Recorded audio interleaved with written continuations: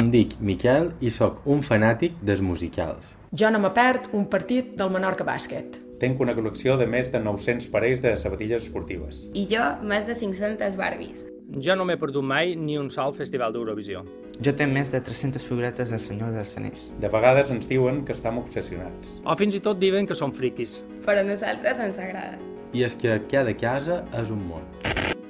Amants, mitòmans, apassionats, aficionats o fins i tot fanàtics. Avui, a Cada casa és un món, 6 persones ens expliquen fins a on pot arribar la seva afició per alguna cosa. On està el límit entre una afició i l'obsessió? Què és ser un friqui? I vosaltres? Quant estaríeu disposats a pagar per una Barbie o unes sabatilles esportives? Tot això i més ho descobrim avui a Cada casa és un món.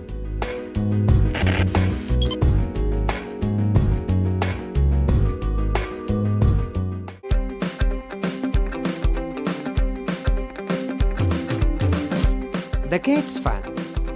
Jo sóc fan del Menorca Bàsquet. Així tot, també sóc fan de fer esport. Yo soy fan de Barbie y mi pasión, o sea, no ha sido de repente empezar a decir voy a coleccionar Barbies. Yo era una niña de 3 años que le regalaron su primera Barbie y hasta entonces solo he pedido Barbies. I des de que el Menorca Bàsquet va pujar a ACB, evidentment me vaig enganxar en el carro de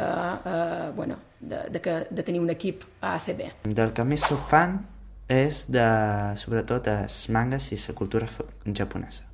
Tot el que és la música, la vestimenta, la història... Jo soc fan, si es pot anomenar així, de la música. Després es podria dir també que som seguidor molt especial del Festival d'Eurovisió. La meva passió són els musicals i vaig començar a ser fan dels musicals quan vaig anar a veure El fantasma de l'òpera a Madrid.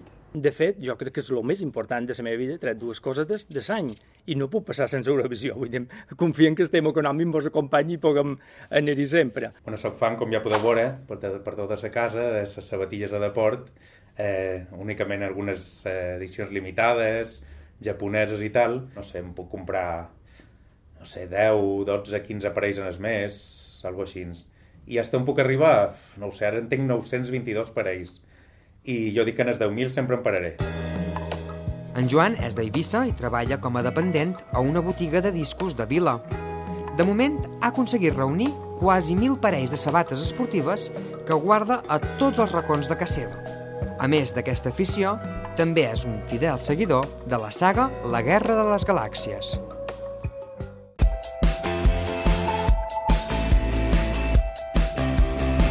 Com descobreixes la teva passió?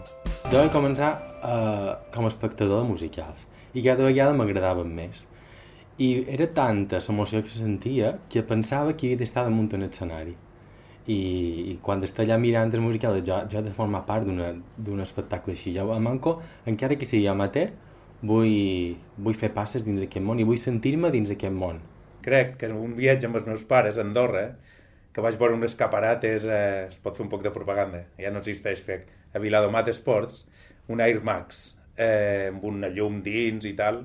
Jo crec que va ser la primera sabata que em vaig comprar. I massivament vaig començar a comprar-ne fa 10, 12 anys, igual 15 anys màxim. Fue en el transcurso ese de tener 12, 13 años que ya no te apetece seguir jugando con Barbies, pero dije, yo no quiero renunciar a ellas, las Barbies me siguen gustando, y me enteré del club este de coleccionistas, le escribí una carta a Mattel y me empezaron a enviar el catálogo. La primera pel·lícula d'anime me'n recordo que els vaig tenir als 8 anys, que em van regalar una pel·lícula i jo deia, doncs, vale. Al principi em feia por perquè era molt estranya. La meva passió per el Festival d'Eurovisió va començar de ben petit, des de l'any 1963, jo era un nin, i anava a veure el festival a un tio meu, que són meus cosins, que tenien una de les primeres televisions del poble, i no sé per què, ni com, me vaig enganxar a lo que era aquest espectacle, que se feia només un pic a l'any, i no sé per què, me va quedar arrelat aquesta història, que l'he viscuda sempre amb molta passió. Jo començo anant al bàsquet des de que l'equip puja a CB. Al principi, anaves un poc amb l'expectativa de dir, a veure què farem, no? però com que hi va haver partits bons, hi va haver partits que, bé, va respondre molt bé l'equip i això t'enganxa. A partir d'aquí, la segona temporada, ja va sorgir la broma d'Espíntame i ja va haver les promeses de dir, bueno, si quedam a ACB, jo me pinto tota la cara a partir de la pròxima temporada des del principi. Na Montse és mestra d'Educació Física a Sant Lluís i una enamorada de l'esport. El seu equip de l'ànima és el Menorca Bàsquet. Els dies que hi ha partit és inconfusible. Només heu de cercar entre l'afició una dona amb capell de colors i la cara pintada de blanc i blau. Quant de temps inverteixes en la teva afició?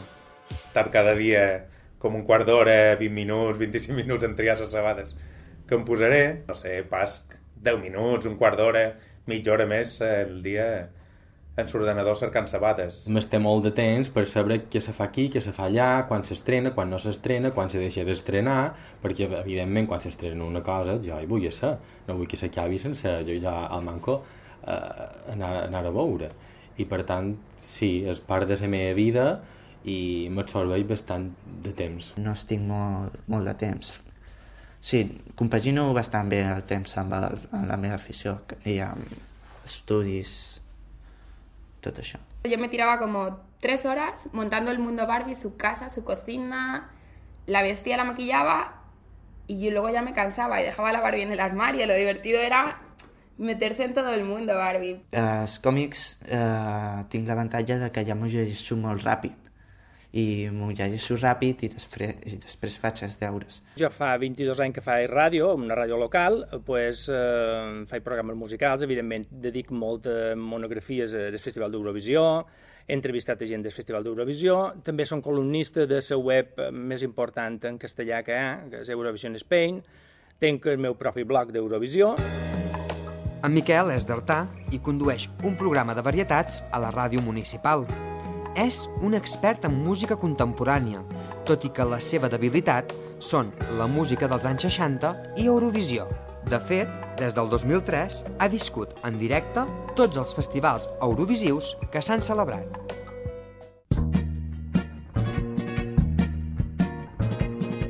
Què has arribat a fer per la teva afició? He arribat a fer coses un poquet interessants per aconseguir unes sabates. Tipo aixecar-me a les 5 del matí per una puja de subhastes per eBay, comprar-me dos, 3 números més petits de lo que duc. Alguna vegada, sense ser carnaval i això, sí que he anat disfressat. És estrany, sí, però no és com si anessis nu pel carrer. Anava obrint situ al Festival d'Eurovisió. I, de fet, sempre que puc, no, en tots aquests darrers 9-10 anys, he anat sempre a veure'l allà en directe. Fins i tot jo també he fet, en les banderes i per animar i fer aquestes coses. Això pot semblar una miqueta fric, entre cometes, o que la gent diu, ui, aquesta persona tan major que faci aquestes coses. Anar-me'n igual a Barcelona només simplement perquè ha sortit un parell de sabates, fer una cua de 2 hores i mitja a Nova York perquè aquell dia sortien a aquella botiga unes sabates. Va haver una temporada que vaig seguir molt el passeig de Mamma Mia, que se fa a 11 o 12 països distints i ja vaig veure a 7 o 8 països distints. Jo el meu primer desplaçament va ser a Múrcia i jo tenia molt clar de que hi havia d'anar, perquè allò era un partit transcendental i jo m'era igual, és dir, jo me va costar 350 euros i 350 euros que vaig pagar. Per exemple, aquell Nadal vaig anar a Londres i vaig veure 4 musicals en 3 dies, que potser pot semblar un poc exagerat, però havia de veure musicals i era en aquell moment la meva recreació. Pagar 300 euros per unes sabatilles és l'únic vici que tinc. Gent se'l gasta en copes, gent se'l gasta, no sé, en tabac. La Barbie más cara que he llegado a pagar creo que han sido 350 euros alguna Barbie, pero una Barbie que llevo dos años intentando conseguir fue una María Antonieta con la cara de porcelana, que sacaron una edición, se agotó y volvieron a sacar otra. Esa costaba casi 600 y pico de euros, y eso sí que hubiera estado dispuesta a pagar. La Rosana és d'Eivissa i estudia dret a Madrid. A l'actualitat té 540 Barbies, a més d'accessoris i roba d'aquesta nina. Fins i tot en un sol aniversari n'hi regalaren 5. La seva afició li ve de sa mare, qui també col·lecciona nines de porcellana.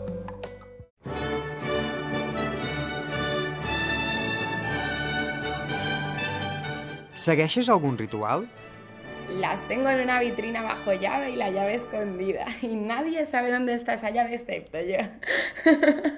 De hecho, las antiguas las tengo en cajas, abajo en un almacén.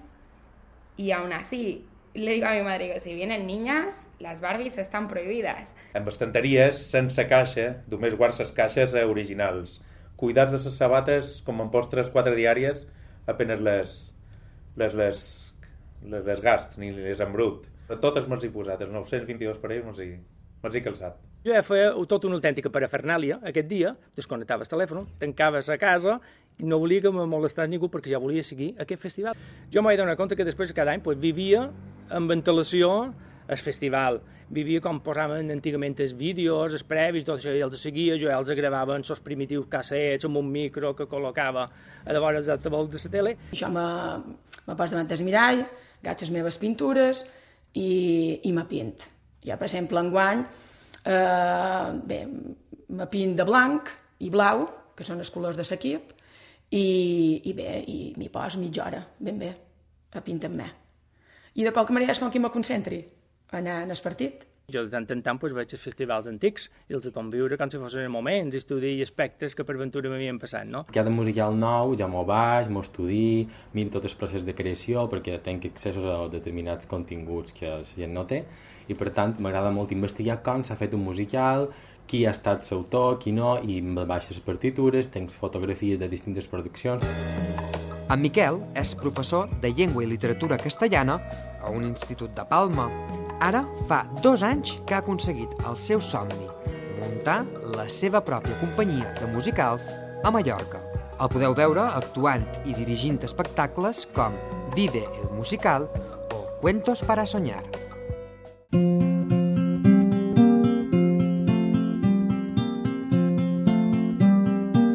T'ha aïllat de la resta, la teva afició?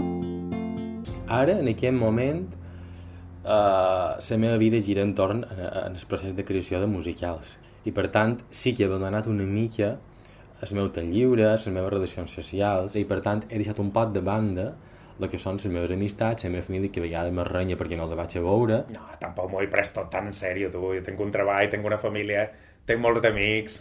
Col·leccionar sabates és un hobby. Eurovisió no m'ha fet que m'aïlli. Més bé al contrari, m'ha obert moltíssim. Perquè ja t'he dit, jo què sé, jo mai se m'hagués ocorregut pensar que aniria a Riga, que aniria a Belgrado, que aniria a Kiev, o que aniria a Istanbul, o que aniria... seguint un esquema del Festival d'Eurovisió i sobretot en la gent, m'ha obert a la gent. Jo crec que el bàsquet fa amics. Jo tinc gent en la qual he anat de viatge, aprofitant el desplaçament de l'equip a fora, i vulguis o no, pues allò crea una certa unió. No me he vuelto introvertida. Pero cuando sí me quiero meter en mi mundo Barbie, ahí sí que es que nadie me moleste, aquí estoy yo sola, con mis muñecas, y en ese sentido sí, que soy más introvertida, pero solo cuando me dedico a eso, en general no me ha afectado para nada. Jo no som d'aquestes persones que per seguir una cosa te tanquis i només disfrutis de la parafernàlia, ja sigui física o psíquica d'aquell aspecte. A mi m'agrada l'aspecte social també, malgrat que me considero una persona una mica tímida i m'acosta un poc també obrir-me. Però en la gent d'Eurovisió no, com que tenim una cosa comú, pareix que se mos encén un clic i això no, ho vivim d'una altra manera. És inevitable que t'aïlli i que te facis també el teu món, perquè en el fons l'has de tenir el teu món, l'has d'entendre també. Si vols fer una mica de feina d'això i vols en un futur viure també d'això, doncs t'has d'aïllar una mica i és que no queda més remei a vegades. Per tant, és una cosa que s'ha d'acceptar.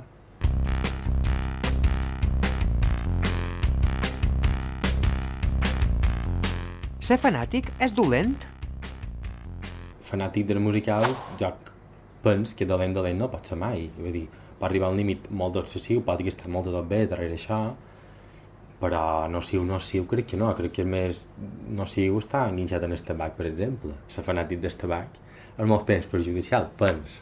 Ser seguidor d'una cosa i tu intentar ser fidel a aquella cosa, jo no crec que sigui dolent.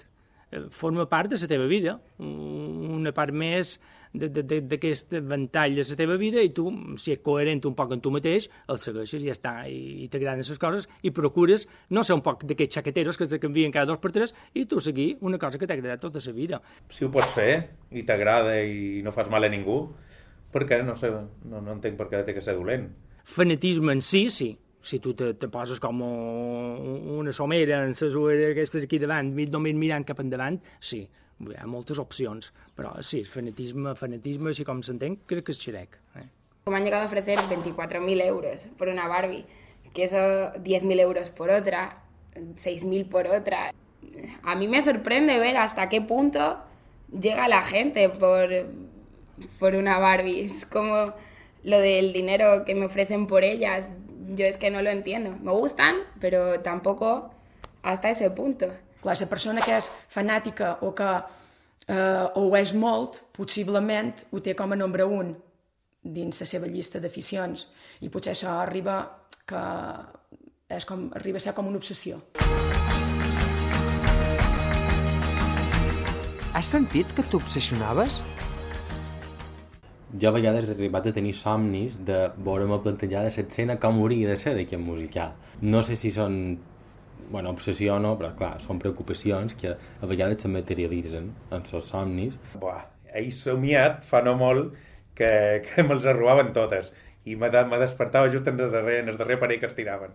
Una obsessió, m'agraden molt les sabates, me'n poso 3-4 diàries, però això no crec que tingui tampoc una obsessió, tu. Obsesión no.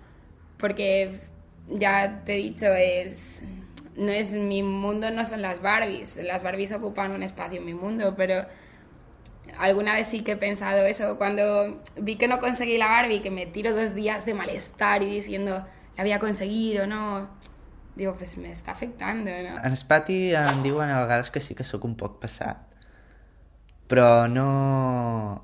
Si tinc que xerrar d'altres temes, xerro, no només estic conformat d'això. Per jo no ho és una obsessió, jo és un disfrutar. Jo, per exemple, tinc l'afició del bàsquet i és important aquesta afició per jo, no?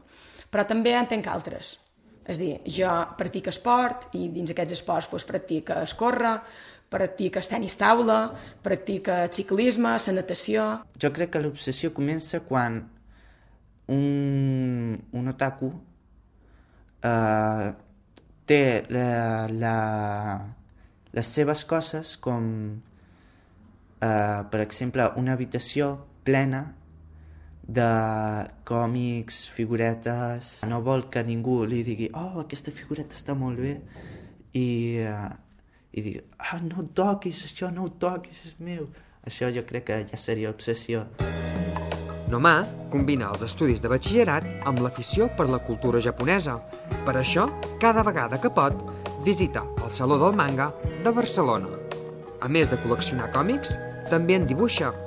Fins i tot pinta els seus personatges predilectes a les portes de casa seva.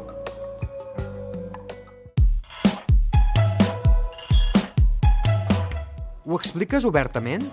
Al principio me daba más vergüenza. En la edad del pavo, esa entre 14, 15, hasta los 18, que claro, todas mis amigas ya han dejado de jugar con muñecas y yo sigo comprando muñecas. Ahí sí me daba vergüenza, pero ahora ya no. Ahora tengo 540 Barbies, no importa. No m'amac de res, jo no faig res dolent. És un vici com un altre i no sé, jo ho dic obertament. Sempre que ve la gent a la botiga i ve gent i em reconeix, no sé, no m'amac de res, jo. Jo sempre que puc ho demostro. Si duc alguna camisa d'algun manga o alguna paraula així un poc estranya i me pregunten, jo li dic perfectament que m'agrada aquest tema i tot.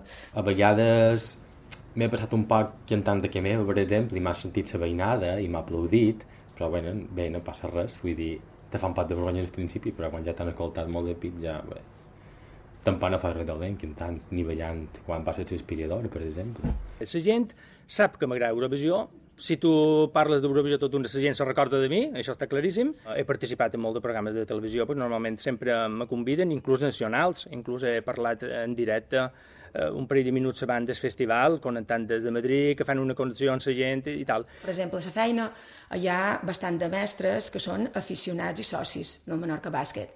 I vulguis o no, doncs sempre ho comentam, sempre. I què, i què tal, i com ho veus, i bueno, inclús xerram d'aspectes tècnics i tal. Vull dir que al final inclús jugador-prejugador, no?